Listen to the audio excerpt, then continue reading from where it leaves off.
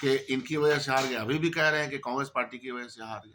तो ये तो कहना गलत बात है ना। जितने भी वरिष्ठ और कनिष्ठ नेता हैं, जितने लोग चुनाव हमारे लड़े हैं, सब लोगों ने ये कहा कि हम लोगों का वोट का जो परसेंटेज है और समाज के और वर्ग का वोट हमको राजद के साथ रहने में नहीं मिल पाता। राजद और कांग्रेस के बीच में जो टूट है, जो मतभेद है, अब वो खुल करके सामने आ रही है। जी हाँ, कांग्रेस से पूर्व विधायक और कांग्रेस के बड़े चेहरे बिहार में शकील अहमद ने बड़ा बयान दे दिया है। नमस्कार, मैं हूं फलक सिंह और आप सभी का स्वागत हो चुका हमारे चैनल सच टॉक्स पर। आपको बताते चले कि दोषारोपण का जो सिलसिला है हार के बाद थम नहीं रहा है, जहां पर राजद जिम्मेदारी कांग्रेस के ऊपर थोप रही है हारने का विधानसभा चुनाव। वहीं पर कांग्रेस का भी कहना है कि सीट बंटवारा सही तरीके से नहीं हो गया। तमाम चीजें खुल करके सामने आई और अब शकील अहमद ने साफ तौर पर कह दिया है कि राहें अलग होनी चाहिए, ज्यादा अच्छा रहेगा। जहां फायदा नहीं दिख रहा है एक साथ लड़ने में, उल्टा नुकसान नजर आ रहा है, ऐसे में साथ मिल करके और महागठबंधन को कायम रख करके कोई फायदा नहीं है। कांग्रेस को काफी नुकसान पहुंचा है राजद के साथ में चुनाव लड़ने से।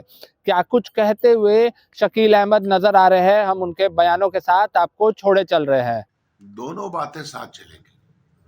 वहां जो बिहार के तमाम लीडरशिप वहां गई और शुरू से ये बात कहती आ रही है अपने वरिष्ठ नेताओं को, अपनी लीडरशिप को, कि बिहार में जिस काम में लाभ नहीं है, राष्ट्रीय जनता दल के साथ हमारा अलायंस रहा, जैसा निभा, अच्छा निभा, खराब निभा, वो सवाल नहीं है।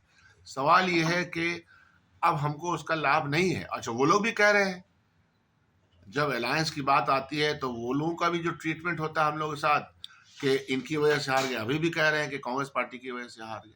तो ये तो कहना गलत बात है ना। मिल के साथ लड़े हैं तो मिलकर के ही हम लोगों को ये जिम्मेदारी उठानी चाहिए। बहरहाल, जितने भी वरिष्ठ और कनिष्ठ नेता हैं, जितने लोग चुनाव हमारे लड़े हैं, सब लोगों ने ये कहा कि हम लोगों का वोट का जो परसेंटेज है और समाज के और वर्ग का वोट हमको राजद के साथ रहने में नहीं मिल पाता है। ये उनकी समझ है, तो ये लीडरशिप को कही गई है बातें। लेकिन सिर्फ यह बात कहने से तो काम चलेगा नहीं। बिहार में हमको एक बहुत ही मजबूत संगठन खड़ा करना पड़ेगा। जनता को राहत देने वाले काम करने पड़ेंगे।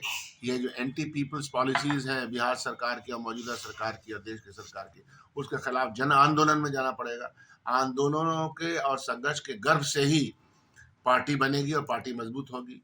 आखिर क्या था, 1990 में भी जब हालात ऐसे देश के थे, उस वक्त भी 71 सीट कांग्रेस पार्टी को अपने दम पे आया था। तो वो दम वापस लाने का प्रयास करना पड़ेगा।